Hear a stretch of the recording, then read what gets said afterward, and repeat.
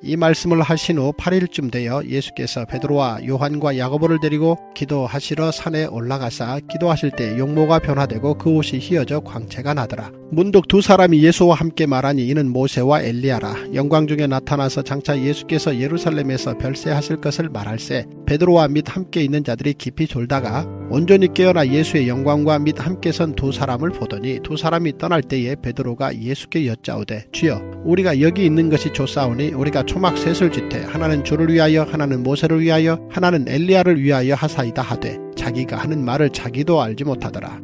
이 말할 즈음에 구름이 와서 그들을 덮는지라. 구름 속으로 들어갈 때에 그들이 무서워하더니 구름 속에서 소리가 나서 이르되 이는 나의 아들 곧 택함을 받은 자니 너희는 그의 말을 들으라 하고 소리가 그침에 오직 예수만 보이더라. 제자들이 잠잠하여 그 본 것을 무엇이든지 그때에는 아무에게도 이르지 아니하니라.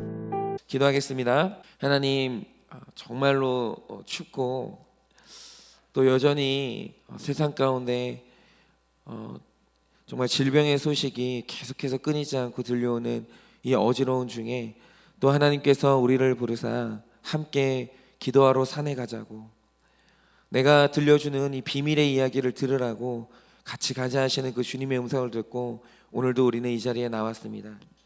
그렇습니다. 주님, 오늘도 하나님께서 우리에게 밝히실 그 비밀이 있기 때문에 오늘도 우리가 이 자리에 나와 주님 앞에 기도하며 하나님 아버지 앞에 또 새로운 지식을 알기를 위하여서 오늘 이 자리에 나왔습니다. 하나님 아버지, 오늘 주님 앞에 나온 우리 모두가 영적으로 졸면서 정말 주님께서 보여주시는 그 영광을 놓치는 것이 아니라 오늘 우리가 다 깨어서 하나님께서 우리에게 보여주시는 모든 계시를 밝히 할 수 있도록 오늘도 우리의 심령을 흔들어 깨우시기를 원합니다.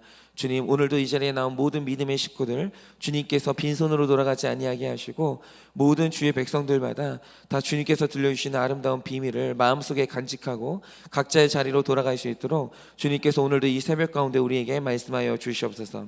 예수님의 이름으로 기도드립니다. 아멘.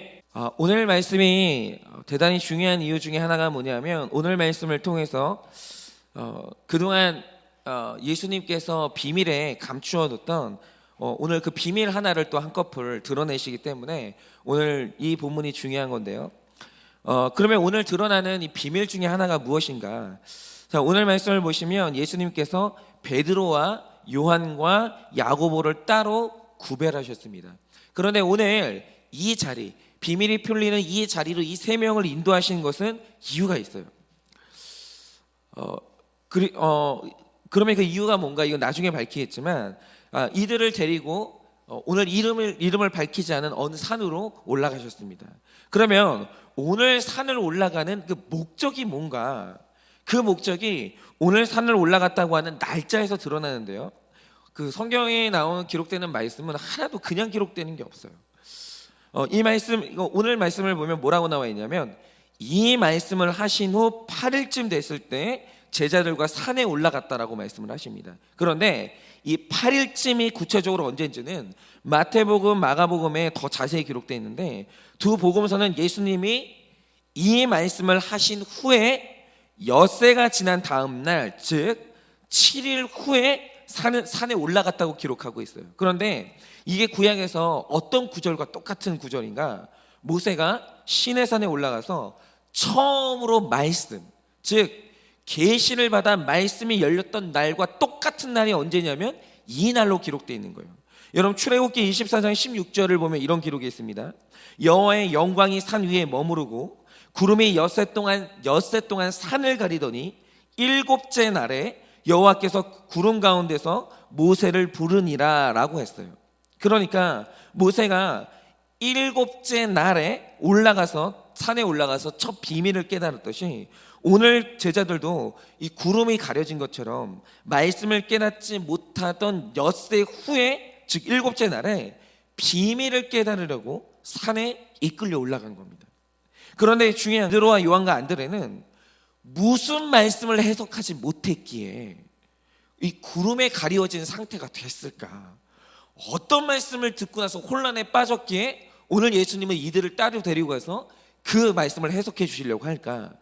자, 어제 큐티 본문 22절을 보시면 예수님이 드디어 문제의 그 발언을 하십니다. 근데 이렇게 말씀하시죠. 이르시되 인자는 많은 고난을 받고 장로들과 대제사장들과 서기관들에게 버림받아 죽임을 당할 것이다 라는 충격적인 예언을 하시는 거예요.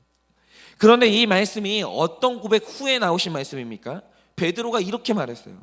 하나님은 그리스도라고, 즉 메시아라고 했던 고백 후에 갑자기 예수님이 그 고백을 들으니까 하시는 말씀이 뭐냐면 나는 고난받다가 버림받고 죽을 것이다 라고 말씀하시는 거예요. 그런데 이 베드로는 이 두 진술이 매칭이 안 되는 거예요. 자, 메시아는 우리를 해방시켜줄 구세주야.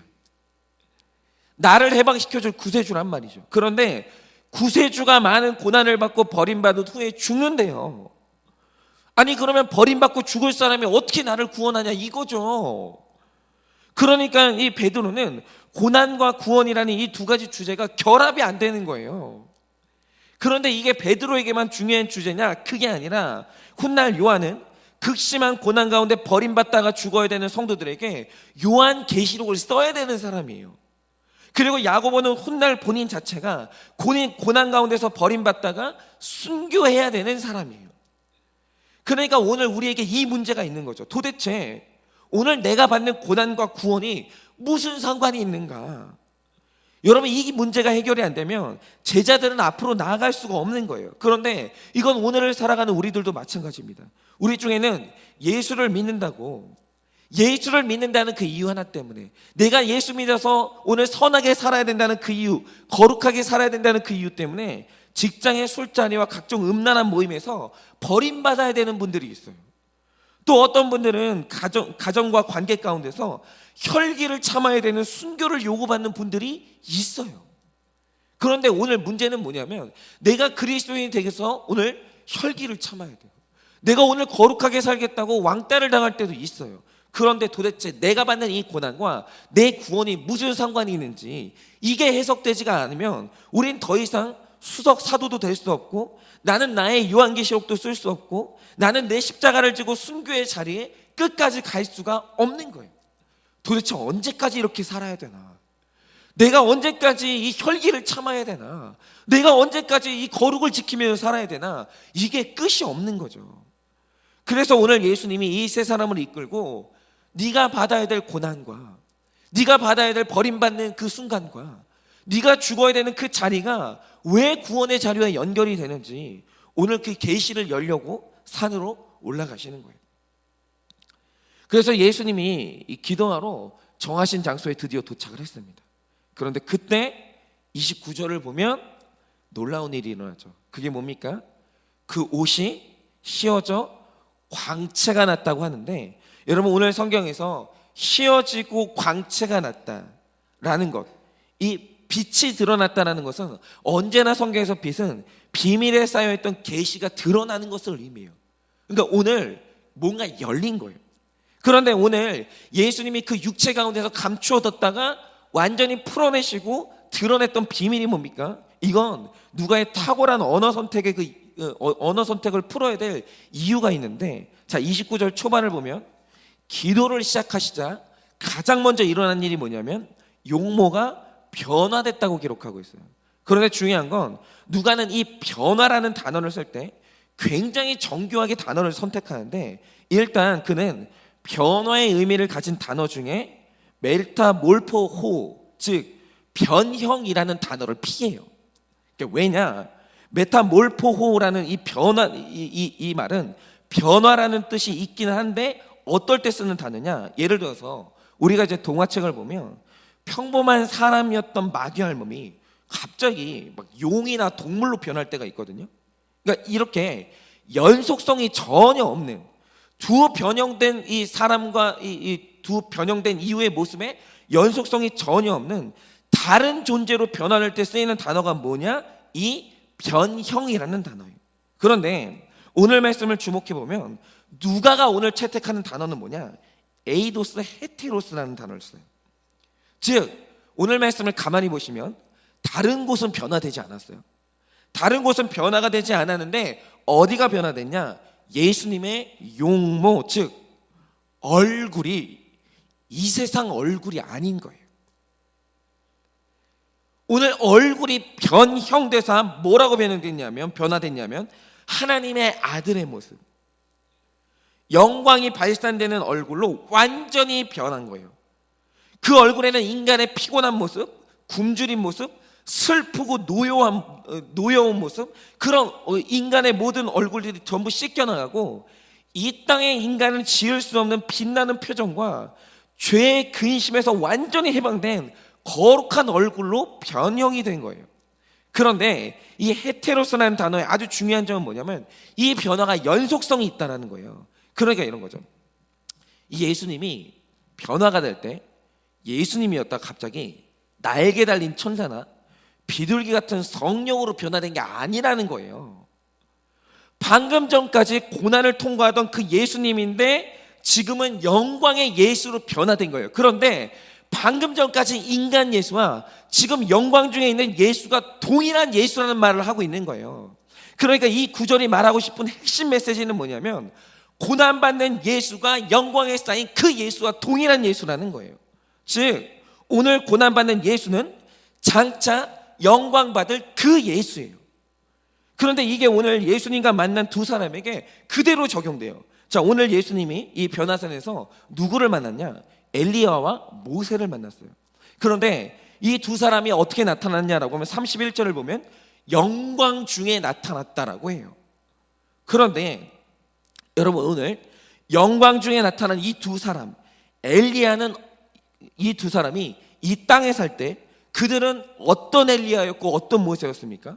여러분 엘리야는 로뎀나무 아래서 도저히 못 살겠다고 죽기를 소원하던 엘리야였고 모세는 이 백성이 내 백성도 아닌데 내가 왜 이들 때문에 이렇게 괴로워야 되냐고 울부짖던 모세예요.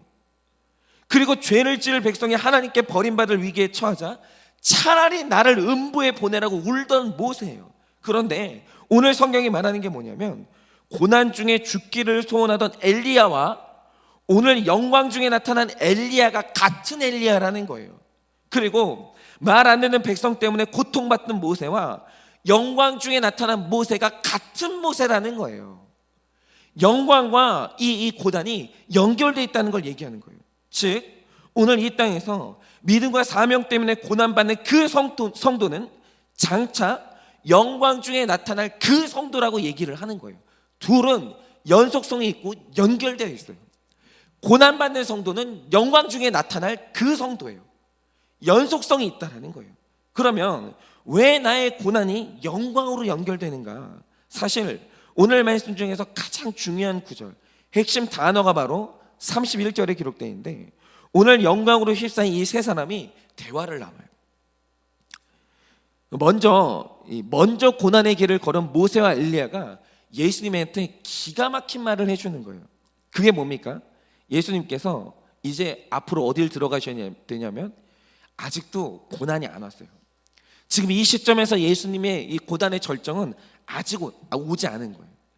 이제 예수님은 고난의 절정인 예루살렘에 들어가시게 될 텐데 오늘 모세와 엘리야가 예수님께 해드리는 말씀이 뭐냐면 예수님 앞으로 고난의 절정인 예루살렘에 들어가시면 별세하시게 될 겁니다 라고 얘기해요. 그런데 이게 중요한 단어예요.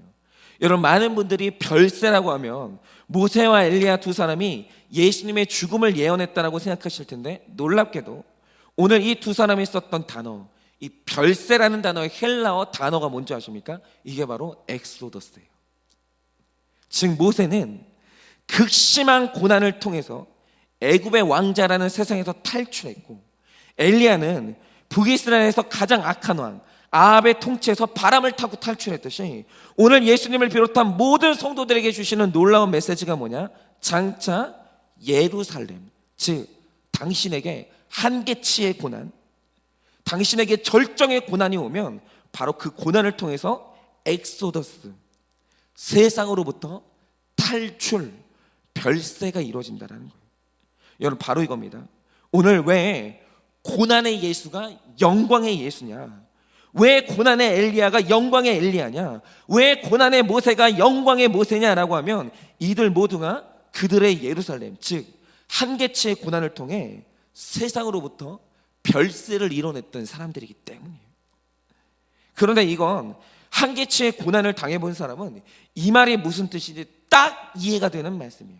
제가 지금 이제 담임 목회를 이제 딱 1년을 지내는데, 누가 저에게 뭐 아직은 이르지만 그냥 1년간의 경험만 보자면, 누가 저에게 담임 목사로 섬긴 1년 동안 가장 힘든 때가 언제였냐라고 물어보면 제가 정확하게 말할 수 있는 때가 있어요.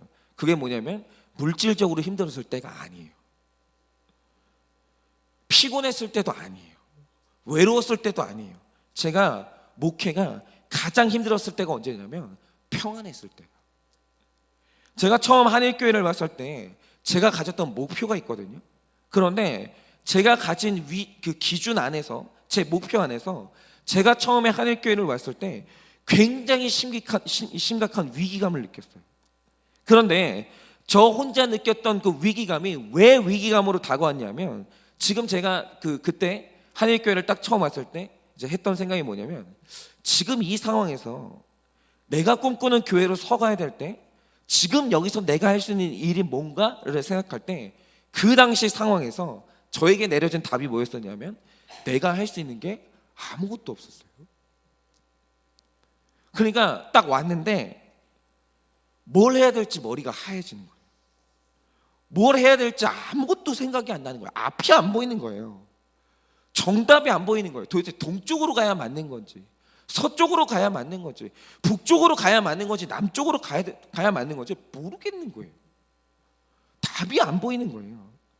그러니까 그때부터 머리부터 발끝까지 위기감에 휩싸이는데, 그때 바로 그 순간이 여기가 내 고난의 절정인 예루살렘이었어요. 앞이 안 보이는데 어디 빠져나갈 길이 없는 거예요. 제가 할 일이 아무것도 없는 거죠. 그런데 신기한 건 뭐냐면, 그 위기의 때 갑자기 세상에서 갖고 싶은 게 아무것도 생각이 안 나는 거예요. 그러니까 하나님이 만약에 나를 여기서 불쌍히 여겨주시기만 한다면, 뭔가를 포기하라고 할 때 그 포기하는 게 너무 쉬운 거였어요. 하나님, 지금 여기서 만약에 뭔가를 포기하라고 하시면, 네가 나에게 뭔가를 포기하면 저에게 길을 보여주시겠다라고 하시면 나 뭐든지 포기하겠다고. 그런데 뭐든지 포기하겠다는 그 말이 있잖아요, 주저없이 나오는 거예요. 하나도 어렵지 않은 거예요. 너무 쉬웠어요. 여러분, 이상한 게 한계치의 고난이 오니까 세상으로부터 별세하는 게 하나도 힘들지 않은 거예요. 너무 쉽게 탈출이 되는 거예요. 여러분, 세상에서 제일 쉬운 게 말씀에 매달리는 거고, 세상에서 제일 쉬운 게 기도였어요. 기도 자리에 가면 유일하게 마음이 편했어요. 눈만 뜨면 걱정이 몰려오는데 기도하려고 눈만 감으면 편한 거예요. 그러니까 기도하러 가는 거예요. 그거 말고는 세상에서 마음 편한 때가 한 번도 없었거든요. 잠도 못 자겠는 거예요. 잠자려고 눈 감으면 생각이 막 쏟아져 들어오는 거예요. 그런데 쏟아져 들어오는 생각이라는 게 전부 부정적인 미래, 실패한 미래. 그러니까 기도하다 말고 아내가 잠들면, 걱정할까 봐 이제 잠들면 혼자 방에 가가지고 또 기도하는 거예요. 왜요? 기도할 때만 마음이 편하니까. 그러니까 어떻게 되냐면, 고난이 오잖아요, 별세하는 게 너무 쉬워져요. 너무 쉬운 거예요. 별세가, 세상으로부터 탈출하는 게 어렵지가 않은 거예요. 그런데 이상하죠? 뭐 지금도 쉬운 건 아닙니다. 쉬운 건 아니지만 한계치의 고난에서 벗어났어요. 뭔가 좀 마음이 편한 상황이 됐어요. 근데 참 신기한 게 뭐냐면, 잠이 잘 와요. 이제 밤에 잠자다가 깨서 기도할 일이 없어요. 그게 안 돼요. 여러분, 이상한 게 뭐냐면, 상황과 환경이 편해지면 편해질수록 별세가 힘들어져요. 그 잠자리에서 탈출해가지고 기도의 자리로 오는 게 힘들어져요. 그게 안 돼요. 그리고 이상한 게 뭐냐면, 여러분, 그 상황이 편해지니까 다시 세상에서 갖고 싶었던 것들이 생각이 다시 나요. 또 갖고 싶어요. 지체 없이 포기할 수 있었던 게 점점 포기하는 게 또 힘들어져요. 말씀에 매달리는 절박함이 점점 희미해지는 거예요. 그러니까 이런 거죠. 세상이 편해지니까 그 세상으로부터 별세했던 내가 그 세상이 다시 한번 나를 끌어당기기 시작하는 거예요. 예를 들면 그런 거죠. 이스라엘 백성들이 출애굽을 했어요. 근데 갑자기 이 바로가 아주 달콤한 말로, 내가 너희들에게 이 부여했던 노역을 편하게 해주겠다. 내가 너희들에게 줬던 그 먹을 것들을 2배로 늘려주겠다고. 여러분, 그러면 그들이 다시 애굽으로 돌아가고 싶지 않겠습니까? 그런데 여러분, 환경이 편해지니까 그 환경이 별세했던 나를 끌어당기기 시작하는 거예요. 그래서 제가 어저께 이 말씀을 묵상하다가 혼자 했던 생각이 뭐냐면, 야, 세상을 향한 나의 별세가 지금 이대로 계속 유지되려면 내가 이 새벽 제단이 없어지면 안 되겠구나. 지금 현재 나에게, 이제 앞으로 또 주실 수도 있겠지만, 현재 지금 나에게 남아있는 가장 무거운 십자가가 이건데, 내가 이것마저 편하게 가려고 하고 가볍게 가려고 하면 나의 별세는 좌절될 수도 있겠다. 지금 이것마저도 없으면 나는 절박하게 말씀에 매달릴 일도, 절박하게 기도할 일도 이거 없겠다. 그러면서 새로운 위기감이 또 찾아오는 거예요. 여러분, 바로 이겁니다. 왜 하나님께서 오늘 너의 고난이 너의 영광과 연결된다고 하시는가? 오늘 고난받는 네가 왜 영광 중에 나타날 너라고 하시는가? 이유는 뭐냐면, 예수님에게는 한계치의 고난의 장소 예루살렘이 있었고, 모세에게는 한계치의 고난의 장소 광야가 있었고, 엘리야에게는 한계치의 고난의 장소 로뎀나무라는 장소가 있었는데, 이 세 분 모두가 다 고난의 자리에서 별세에 성공했기 때문에 그들이 세상으로부터 엑소더스에 성공을 했어요. 그는 드디어 애굽의 모세는 드디어 애굽의 왕궁이라는 그 세상으로부터 탈출을 했고, 여러분, 엘리야는 바람을 타고 정말 그 아합이라는 이 사람의 이 달콤한 유혹에서 탈출할 수 있었던 거죠. 여러분, 오늘 예수님께서 모두가 다 자기 십자가를 지고 나를 따르라고 하세요. 여러분, 이 말 뜻이 뭡니까? 한계치의 고난에서 별세, 즉 출애굽을 이루라는 거예요. 오늘 별세하자는 거예요. 그리고 그 별세를 통해서 영광, 즉 약속의 땅으로 다 같이 들어가자, 이 말이에요. 여러분, 오늘 우리 중에 도저히 이거 뚜껑 열려서 못 살겠다, 나. 이게 지금 참고 참았는데 난 더 이상 못 참겠다라고 하면서 한계치의 고난을 만난 분들이 있어요. 인간관계에서, 그리고 여러분의 어떤 환경 가운데서 도저히 이제는 못 참겠다 그러면서 한계치의 고난을 만난 분들이 있다고요. 여러분, 그런데 여러분, 그 고난에서 혈기를 내실 게 아니라 별세를 이뤄내셔야 돼요. 탈출하셔야 돼요. 세상으로부터. 세상 야망, 세상 욕심. 그리고 여러분, 오늘 이 자리에 왜 오셨겠어요? 여러분, 사실은 우리 한계치의 고난에서 별세를 이뤄냈기 때문에 여기로 오신 거예요. 기도할 일이 있으니까 여기를 왔죠. 기도할 일이 아무것도 없는데 여기를 왜 왔겠어요? 그러니까 여기로 왔다는 것 자체가 뭐냐? 이미 여러분들이 한계치의 고난에서 별세가 이루어지고 있는 거예요. 여러분, 오늘 고난받는 성도님은 영광 중에 나타날 바로 그 사람. 여러분, 오늘 하나님께서 나에게 주시는 한계치의 고난과 나의 영광은 연결되어 있는 거예요.